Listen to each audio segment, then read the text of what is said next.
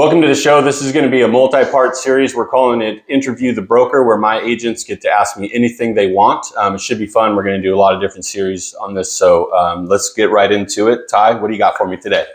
So my question is, what was the hardest part about trying to start and run a brokerage in the middle of a pandemic?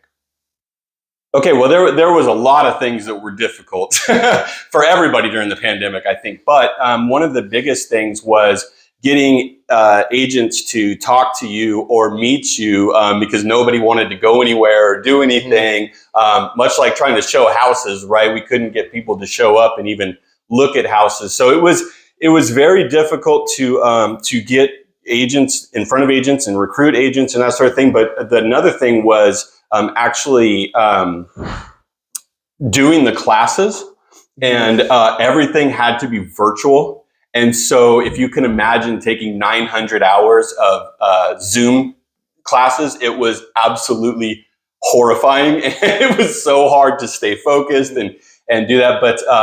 But it was, I mean, it was a good experience. It was, I wouldn't change it for the world. It was the way that it happened, and the fact that business was so slow that I had the time to do all those classes in a short time, that it kind of fast tracked me into being a broker. So that was definitely something that that played out well in the midst of all that chaos. Do you think the pandemic is going to have long-lasting effects on the housing market? Well, I think we've already seen some effects on it, right? I mean, we really at the beginning of it enjoyed a great market, low rates, because they were trying not to crash the economy when everybody was staying home.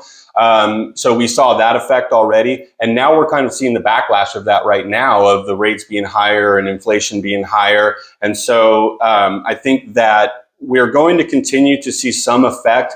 Long-term wise, I don't think so, though. I think after the rates and everything kind of level out, I believe after that, then we will see things just kind of go back to a normal, if you will, for real estate. Real estate is always up and down. If you looked at it on a graph of housing prices and sales volume, it is always up and down, up and down. Looks like a radio frequency, but it's always trending upwards. And so that's why the American dream, so to speak, or owning a home is so important, because it's always a good investment in the long term. So I don't think that it's going to have long lasting negative or positive effects. I think everything will level out shortly.